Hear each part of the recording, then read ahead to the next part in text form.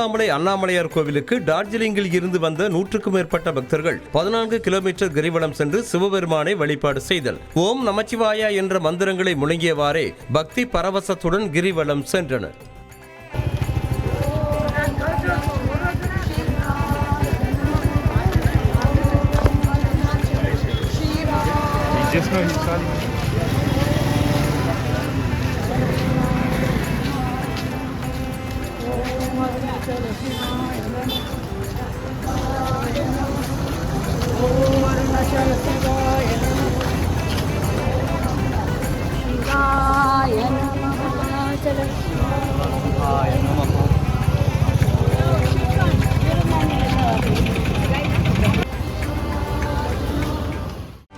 செய்திகளை உடனுக்குடனும் துல்லியமாகவும் தெரிந்து கொள்ள சப்ஸ்கிரைப் பண்ணுங்க.